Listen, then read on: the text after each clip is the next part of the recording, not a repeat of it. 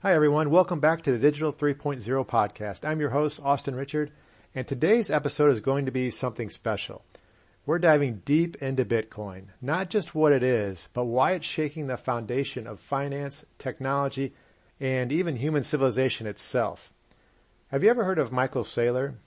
Well, if not, he's a guy that's been making headlines by investing billions of dollars in Bitcoin as the CEO of a computer company or a computer software company called MicroStrategy. He's passionate, he's eloquent, and has a way of making even the most complex ideas simple. So what I'm going to do is I'm actually going to channel how he feels and how he explains Bitcoin. So without further ado, let's get into this, and this is Bitcoin, the ultimate digital asset. Imagine for a moment that you're living in a world where your wealth isn't tethered to banks, governments, or central authorities. That's the promise of Bitcoin. At its core, Bitcoin is digital gold. It's a decentralized, open-source monetary system designed to be secure, scarce, and accessible to anyone, anywhere with an internet connection. But to truly grasp what Bitcoin is, you have to start by understanding what it's not. Bitcoin isn't just digital money. It's not PayPal 2.0 or a fancy app for transferring funds. No, Bitcoin represents something far more transformative. It's the first form of decentralized, non-sovereign money in human history. Just to make clear, non-sovereign meaning it is not backed by any national government. Bitcoin is the foundation of a global, permissionless financial network. It's software, yes, but it's also a new form of energy, a monetary energy that can flow across borders without friction, without censorship. It's a form of wealth that is immune to inflation and immune to the political whims of any government. Now, why is Bitcoin so revolutionary? To answer that, let's look at what we've traditionally used as money.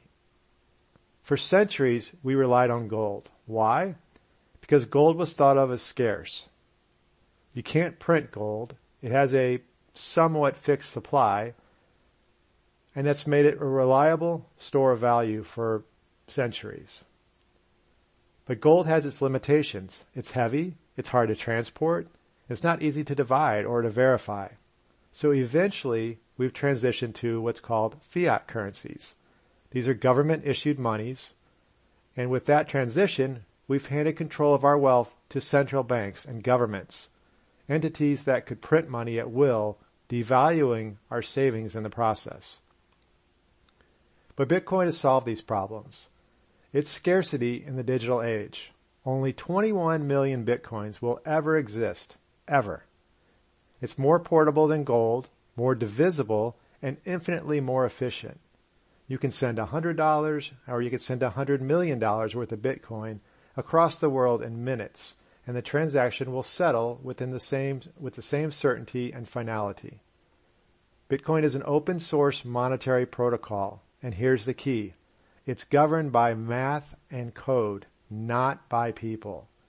No one can print more Bitcoin. No government can manipulate its supply. It's truly decentralized, meaning there's no central authority or single point of failure. Bitcoin is anti-fragile, thriving in chaos, and resistant to censorship. That's what makes it revolutionary. Now let's talk about Bitcoin as a store of value. In an era of rising inflation and increasing distrust in the traditional financial institutions, people are looking for a way to protect their wealth.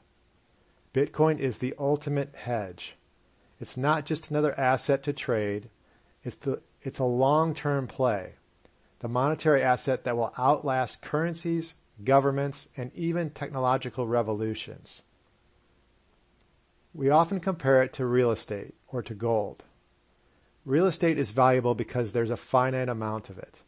The same is true of Bitcoin, except it's better because Bitcoin it's purely digital. You don't need to maintain it. You don't need to insure it. You don't need to protect it from physical damage, and it's incorruptible. So unlike fiat currencies, which can be devalued overnight by reckless monetary policies, Bitcoin can't be inflated away. It's sound money for a digital age, preserving purchasing power over time in a way that fiat currency simply cannot do. It's monetary energy stored in code.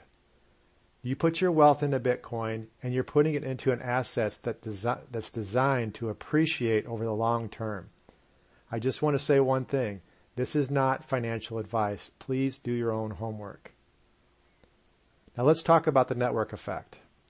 Bitcoin isn't just valuable because it has a fixed supply or its decentralized nature. It's valuable because millions of people around the world are choosing to adopt it as their preferred store of value. Every day, more people buy Bitcoin, more institutions add it to their balance sheets, and more developers contribute to its code base. The network effect is simple. The more people use Bitcoin, the more valuable it becomes. It's a positive feedback loop, and we're still in the extremely early stages here. Bitcoin's adoption is growing exponentially, but it's still a fraction of what it will be in the very near future. It's like investing in the early days of the internet, only this time, the protocol you're investing in isn't just for information, it's for the money itself. It's for money itself. Think about the internet. In the 1990s, people didn't fully grasp its potential. They thought it was just for email and basic websites. But as more people got online and more companies built on top of the internet, its value and utility exploded. The same thing is happening with Bitcoin today. The infrastructure is being built. More use cases are emerging, and the world is waking up to its potential. At this point, its value, utility, are completely unrealized. So let's break down 5 key factors of Bitcoin. Number 1, scarcity. Bitcoin has a fixed supply of 21 million coins and no more. This makes it the most scarce asset on Earth, even more scarce than gold. Security. Bitcoin's blockchain is unhackable. The network is secured by miners and nodes around the world, making it nearly impossible to attack or compromise. Number 3, transparency. Every transaction is recorded on the blockchain, visible to anyone, anywhere, at any time. This makes Bitcoin the most transparent financial system ever created. Number 4, decentralization.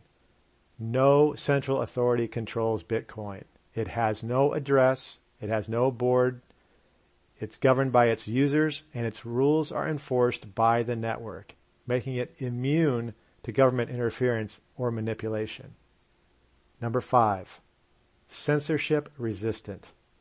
With Bitcoin, no one can freeze your account, seize your assets, or prevent you from transferring your wealth. It's freedom in financial form. Now, there are some challenges to Bitcoin. So, like any revolutionary thing, Bitcoin has challenges. Okay? The most common critique is that Bitcoin is volatile. And yes, its price can fluctuate wildly in the short term. But if you zoom out and you look at the bigger picture, Bitcoin's trajectory is overwhelmingly upward. Another challenge is scalability.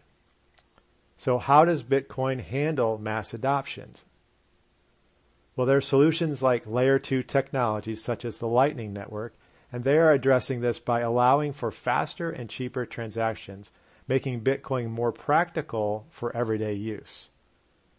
And finally, there's the challenge of understanding.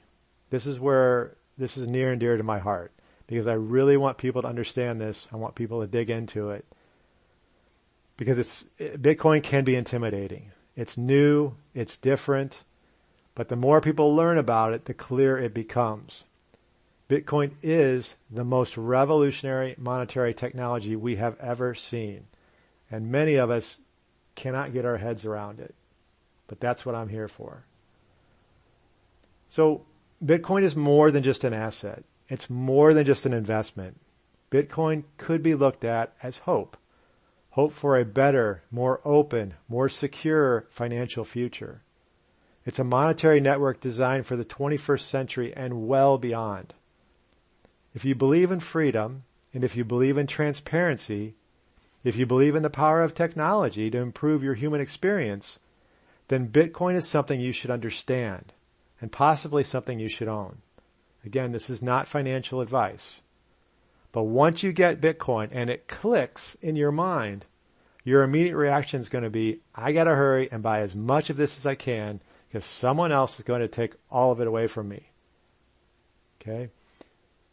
So I hope you kind of got something from that. I don't dive too deep into how it was created, why it was created, all that kind of stuff, because quite frankly, it's a lot of it's speculation. But that is really what Bitcoin represents. I'm not going to get into how it works and different, nodes and the miners and stuff like that. But so I hope you appreciate this. Thank you for tuning into this special episode, to me at least, of the Digital 3.0 podcast. If you enjoyed this dive into Bitcoin, be sure to subscribe, leave a review if you can, and definitely share it with someone who might need a little more clarity on what Bitcoin is or why Bitcoin really is so much more attractive and so much more valuable